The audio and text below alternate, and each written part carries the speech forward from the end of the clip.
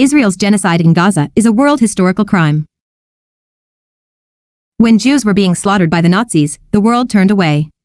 Now, the world has awakened to Israel's crimes. Ellen Cantero. This article originally appeared at tomdispatch.com. To stay on top of important articles like these, sign up to receive the latest updates from tomdispatch.com. Words can't express the horrors of Israel's genocide in Gaza. To actually feel the nightmare, you would have to be there under the bombs, fleeing with Palestinians desperately seeking a safe place that doesn't exist, seeing building after building destroyed, treading through blood in one of the few, only partially standing hospitals, and witnessing children and other patients sprawled on hospital floors, limbs amputated without anesthesia, Israel having blocked all medical supplies. It has taken the Jewish state's savagery to break decades of silence about its history of crimes against humanity. U.S. military historian Robert Pape has called the onslaught against Gaza one of the most intense civilian punishment campaigns in history. Former UN Assistant Secretary General for Human Rights Andrew Gilmore has said that we are witnessing probably the highest kill rate of any military since the Rwandan genocide of 1994. An unsent letter. Palestine is finally an international cause. Outrage surges via global demonstrations. Israel has become a pariah in the global south. In the United States, organizations including a Jewish Voice for Peace, Code Pink, and the U.S. Campaign for Palestinian Rights have been marching against the horrors now underway. Within this charged atmosphere, the 66th reunion of my 1958 Philadelphia High School for Girls graduating class will take place in June 2024. Girls High was that city's leading academic public high school of my time, together with its brother school, Central High, attended by Noam Chomsky. It was stellar not only for its academic excellence, but for its integration of black and white students at a time of deep segregation elsewhere. My mother, who graduated from Girls High in 1924, sent me there because of its policy of racial inclusiveness. I recently began preparing an open letter to my classmates about the genocide in Gaza and the ongoing settler pogroms of ethnic cleansing on the West Bank, houses burned, olive trees uprooted, Palestinians made to flee. Ours is the prototypical Zionist generation, and I particularly wanted to address my former classmates, some of whom still cling stubbornly to their allegiance to Israel. I was told, however, that there wouldn't be time to read the letter at our reunion, which lasts just a few afternoon hours. What follows, then, is based on the letter I was preparing to read then, had the time been available. Zionism and the Six-Day War. In the early 1950s, my best childhood friend collected money to plant trees in Israel. At one point, her synagogue, which sponsored that project, needed straight pins. Somehow, I heard shrapins instead, a mysterious Hebrew word my imagination concocted and that her friends would find funny indeed. Zionism, in other words, was simply foreign to me.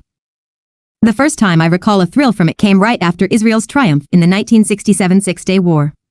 I was then actively involved in the anti-Vietnam War movement on my graduate school campus and, on a trip to Paris that year, didn't want to identify as American.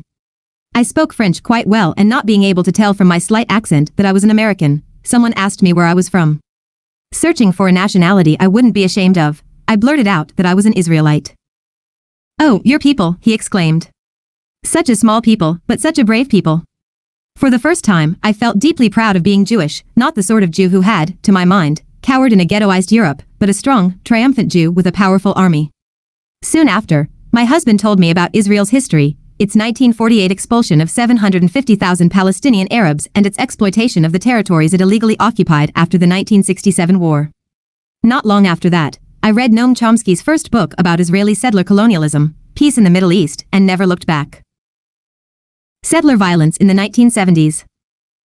My husband, Louis Kampf, taught in the humanities department of MIT. Chomsky was a colleague and became a good friend. It was under his influence that, in 1979, I first went to Israel and visited the occupied West Bank.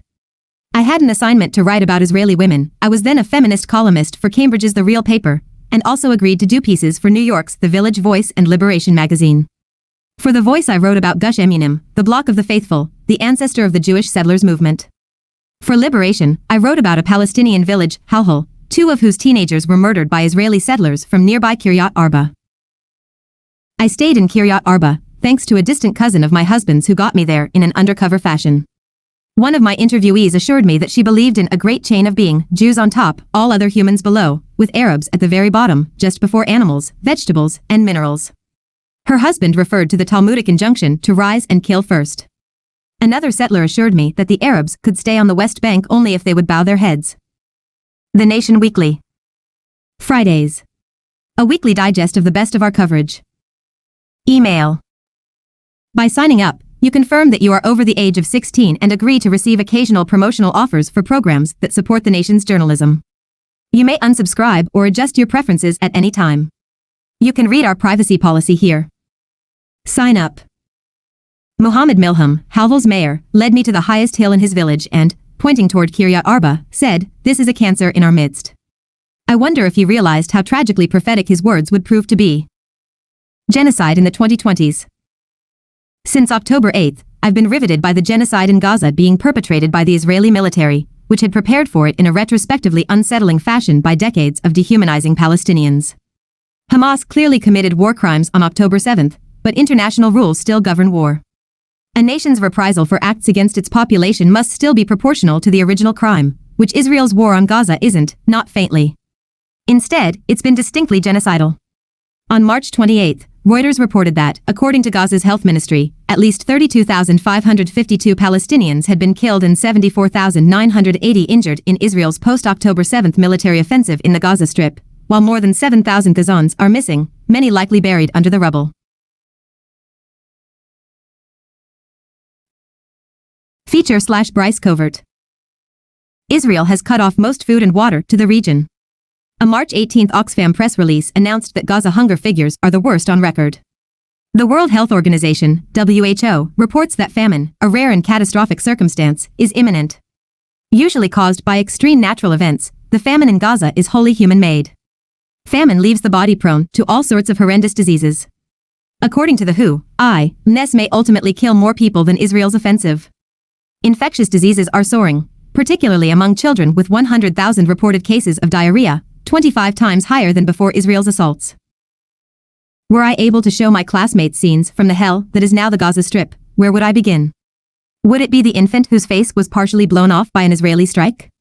Would it be the 12-year-old with burns over 70% of his body? Would it be the countless unarmed civilians, including children, shot in the head and upper body with murderous intent? Would it be a baby with both legs amputated, who will never learn to walk?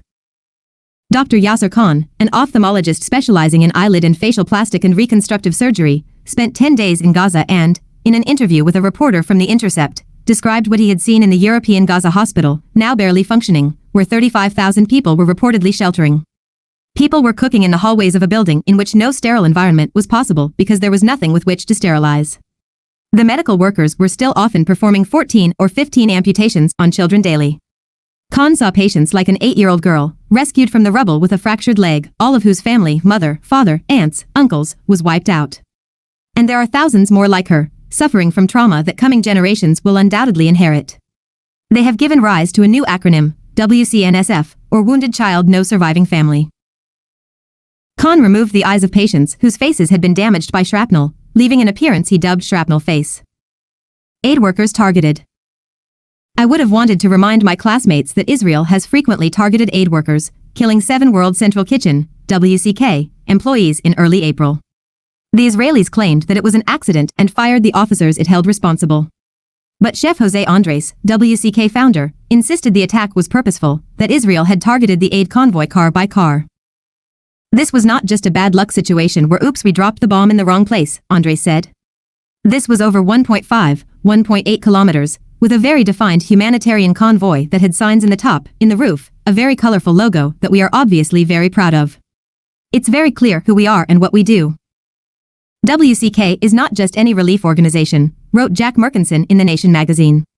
Andres is a global celebrity with ties to the international political establishment. WCK had been working closely with the Israeli government both in Gaza and in Israel proper. It would be difficult to think of a more mainstream, well-connected group. It was as if Israel were showing off, Merkinson added, flaunting its ability to cross every known line of international humanitarian law and get away with it. International Court of Justice ruling. The International Court of Justice, ACJ, ruled on January 26 that Israel's slaughter in Gaza is a plausible case of genocide, and additional testimony from Francesca Albanese, the UN's Special Rapporteur on Palestine, Anatomy of a Genocide, only emphasized that point, given how little is left but rubble in so much of Gaza. The majority of its homes no longer exist, nor do its schools, universities, libraries, or music conservatories. Violating the 49th Geneva Convention, Israel has fired on ambulances and killed more than 685 health workers, while wounding about 900 of them. It has destroyed all but a few of Gaza's 36 formerly flourishing hospitals, claiming that Hamas fighters are hiding in tunnels under the buildings. Against the civilian population, Israel has used weapons like white phosphorus, which burns to the bone and cannot be easily extinguished. In the past, the Israeli military has been known for using Gaza as a laboratory for weapons experiments, and the same is true of the current round of fighting. Israel's war against Gaza did not, of course, start on October 7.